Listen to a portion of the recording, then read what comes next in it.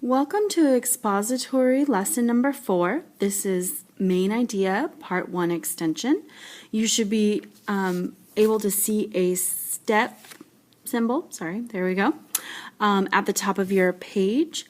In addition to the main idea lesson, you will also need to have a close reading, which we will be turning to after the do now. So make sure you have that with you as well.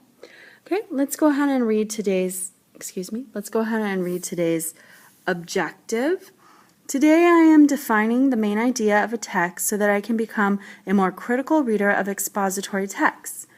I know I will have met the objective when I have correctly identified the main idea of a nonfiction passage with 80% accuracy.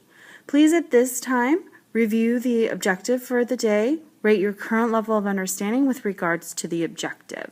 Okay, so you can circle 1, I've never seen these concepts. 2, I am not confident in my ability to complete the objectives. 3, I could complete the objectives already. 4, I am ready to teach this to someone else.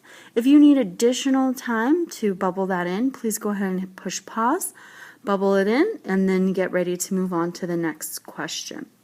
I know it says number 5, but it's actually number 2. Correct the following sentences. Rewrite them in the spaces below. The first sentence says, "Them boys have chose to order this food, hot dogs, potato chips, and milk." As you can tell from me reading it, there are several errors in this sentence, okay, as well as grammatical errors, okay? So please go ahead and push pause and correct the sentence. When you're ready, go ahead and push play and you can see if your corrections were accurate. Okay, please check your corrections. We need to capitalize the because it's the beginning of the sentence. We would cross out the M and change it to the boys instead of them boys. We also need to change choose to chosen because it's in past tense. They have chosen to order, and then this food is not necessary. We take that out and have chosen to order hot dogs. We need a comma after hot dogs and potato chips because we're listing the 3 things they chose to order. We also need to insert a period at the end, and I just realized that I did not include my little insertion mark. Okay? Hopefully your sentence looks similar to this. Make sure you have these corrections before moving on. If you need to pause it to make changes, please do so at this time. Okay, let's look at the second sentence. Snowy, our cat, is the whiter of all the cats on our block. Please go ahead and push pause and make any corrections to the sentence at this time. Then rewrite it on the space below. Okay, please check your corrections. You should have capitalized Snowy because it's at the beginning of the sentence and it's the cat's name. We also need 2 commas around our cat because that's a dependent clause and we're just inserting it into Snowy is the whitest of all the cats on our block. Okay, so we don't need to have that there, but because we have it, we need to add those commas. Then we want to change whiter to whitest, because if there's more than 2, we need it to be whitest, not whiter. And we know that there is more than 2 because it says of all the cats. And we also need to insert a period at the end of the sentence so that we do not continue on speaking. We need to pause, or stop at the end of this clause. All right, please push pause if you need to make any corrections. Otherwise, go ahead and move on to the next question, which should be number 3, or it might say 6, depending on the copy you got. It says, read the following passage and answer the questions below. Let's go ahead and read it. You should read it as I read aloud, so that you can follow along. The practice of wearing rings is a very ancient one. Throughout history, people in many lands have decorated their bodies by wearing rings on their fingers, ears, lips, necks, noses, ankles, and wrists. In some cultures, a married woman wore a ring on the big toe of her left foot. A man might have put rings on his 2nd and 3rd toes. Today, the practice of wearing rings in some cases includes multiple facial rings, as well as rings in many other areas of the body. The first question in response to this passage is, what is the paragraph mainly about? Remember that when we're looking for the main idea, we want to identify the most important point about the topic. So first think about that topic. What is the topic of this passage? The topic is just one word that it's all about. Okay, think about what that topic is, and then what's the most important point about that topic, and that'll tell us what it's mainly about.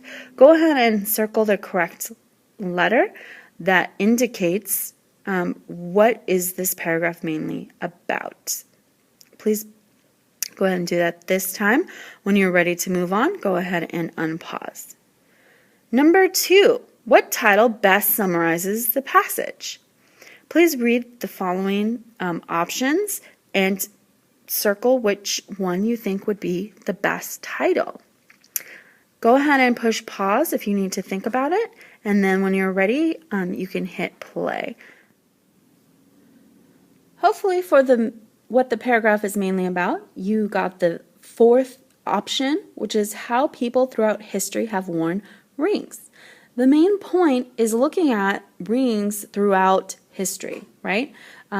Different ages. It starts out with ancient times, and then it moves through, and it goes all the way up until today. Okay, so the best option for what the paragraph's mainly about is either H or D, depending on which, but it's the 4th choice, how people throughout history have worn rings. The best title that summarizes the passage, again, talks about that it's throughout history, and that is the 2nd option, rings throughout the ages. Please make sure you have the correct answers, and when you're ready to move on, go ahead and turn the page to the back.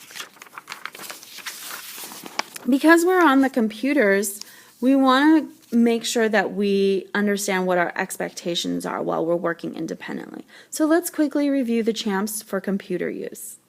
Your conversation level should be at a volume level 0 100% of the time. If you need help for any reason, please raise your hand and wait until the instructor is able to come and answer your question. Your activity, we expect you to stay on only the websites assigned and respect the materials as they are very expensive. For movement, do not get out of your seat without permission. Participation is independent and by yourself only. Remember, you're not working with the person sitting next to you. Computers are completely independent work. At this time, please go ahead and write in your name, and you are committing to following the champs 100% of the time. So you would go ahead and write in your first and last name right here where it says I, and then you're going to read what you're signing. I understand that I must follow the computer use champs 100% of the time while I'm at the station. I've been assigned this rotation as an opportunity for review of the concepts covered yesterday. If I abuse, which means to treat poorly, the resources at this station, I will receive a phone call home and will no longer be allowed to use the computers. Okay, if you agree, please go ahead and sign your name. If you don't know how to write in cursive, that's okay. You can just rewrite it. And today is 1/23/13. Okay? If you would like to, you can go ahead and re-rate your current level of understanding of today's objective, but we haven't really gone over it today yet, so maybe you will want to wait until later on in the lesson. Okay? At this time, we're going to move on to our close reading, so you need to get this worksheet right in front of you. It's called Attracting Attention. The first thing we want to do is make sure we put our name, date, and English period at the top of our paper. So I'm going to go ahead and do that now. Today is the 23rd. Oops, it is the year 2014. This is, you can put your English period here. I'll say this is period 1. Okay. Again, we're reading Attracting Attention by Martin Pilchuk. All right. Let's go ahead and remember that when we use catch, we also want to, before we annotate, we want to read the text through one time first to familiarize ourselves with the text. Then the second time we read it, we're going to look closer and use catch to annotate as we go. So let's at this time just go ahead and read it to familiarize ourselves with it. I've always liked to draw. In fact, I'm one of the few cartoonists still around who drew comic magazines when they first came out way back in the late 1930s. Do you want to know why I became a cartoonist? I was somewhat shy when I was a kid. If I was called on in school, I'd stutter and stammer. Sometimes tears would even come out of my eyes. And I didn't think I was very good looking. My hair was always in disarray. I didn't have any cute freckles, and my nose was a little long.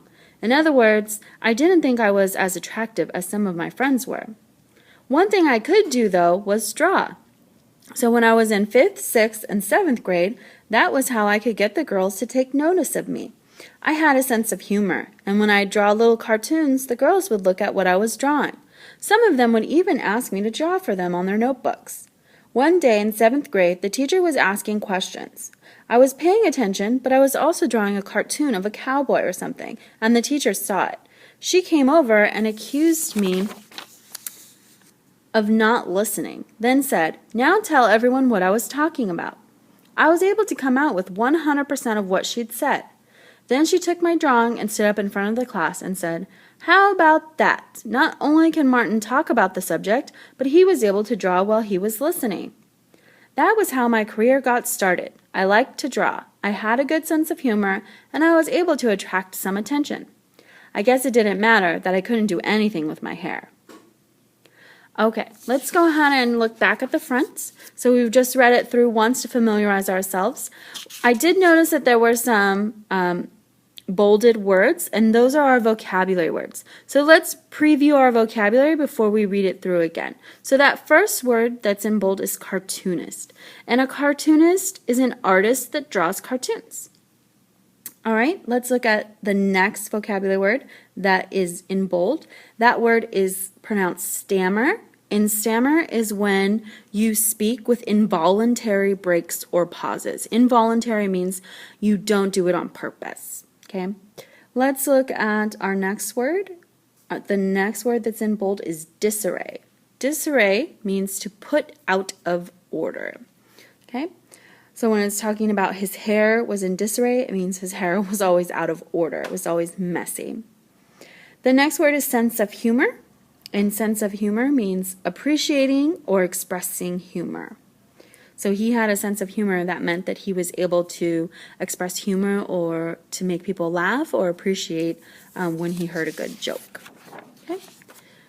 The next word in bold is career. A career is a job that requires special training, and it's usually for life. So it's something that you plan to do for the rest of your life, for your job. The last word in bold is attract, and attract means to draw by stimulating interest. So people were interested in his art or his cartoons because they were funny, and it attracted him some attention. It drew them in, right, to him and what he was doing. Okay, let's go ahead and read it a second time, and this time we will read it using the annotation of catch. Remember that catch stands for circle the words you don't know. Okay, so we're going to use this. We're going to circle the words we don't know. We're going to ask questions. We'll put a question mark and then write our questions in the margin if we need to. And then we will use an asterisk for talk to the text and then maybe write some comments. We're going to capture the main idea by using an asterisk next to where it's stated. And then we'll highlight the supporting details, but you could also underline. All right, let's go ahead and read using catch.